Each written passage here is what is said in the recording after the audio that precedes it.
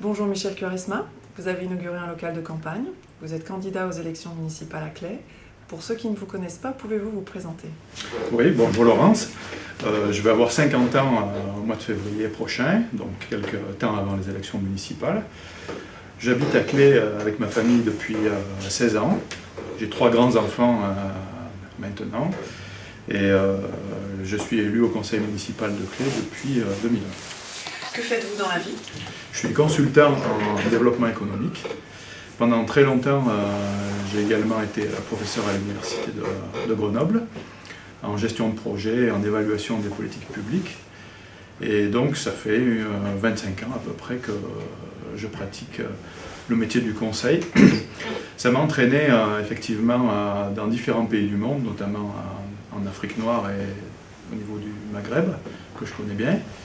Et ces dernières années, je travaille plutôt en France, et de plus en plus, dans la mesure où aussi je veux être tout à fait disponible pour ces élections municipales qui s'annoncent serrées. Quand avez-vous pensé à entrer en politique? C'est une vieille histoire, il y a plus de 30 ans.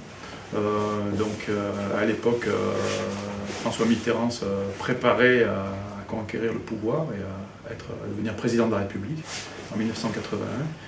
Et j'avais beaucoup milité déjà pour qu'il y ait cette alternance historique.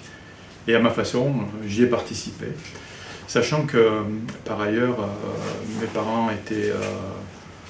je suis issu d'une famille de gauche, ma mère étant elle-même au Parti Socialiste et a milité de très près avec un certain Michel Rocard. Donc j'ai baigné tout petit dans cette ambiance politique. On discutait beaucoup politique à la maison. Et c'est vrai que je m'appelle Michel Quaresma, donc que ce soit du côté français ou du côté espagnol, j'ai été sensibilisé très tôt à la question de la place de la politique, de son importance, du rôle citoyen que chaque personne peut jouer dans sa vie. Côté espagnol, mes grands-parents ont fui le franquisme et mon grand-père est mort finalement de cette guerre d'Espagne, quelques temps après la guerre d'Espagne. Et du côté français, mon grand-père était lui-même résistant, donc tous ces mouvements sociaux qui vont des communistes jusqu'aux gaullistes finalement, eh bien, on me les a racontés, même si je n'y ai pas évidemment moi-même participé. Donc je crois que ça a construit ma conscience politique et puis sans doute les valeurs que je souhaite défendre aujourd'hui, de justice, de solidarité, d'écoute des autres. Je crois que cela ne tient pas au hasard, mais finalement à l'histoire que moi-même j'ai au niveau de ma famille. Avez-vous une anecdote à nous raconter? Oui, bien sûr. Dans les années 80, quand je suis arrivé à Grenoble, c'était vers 85-86, j'ai fait la connaissance d'un certain Didier Migaud, qui était assez peu connu, même s'il était déjà au Parti Socialiste.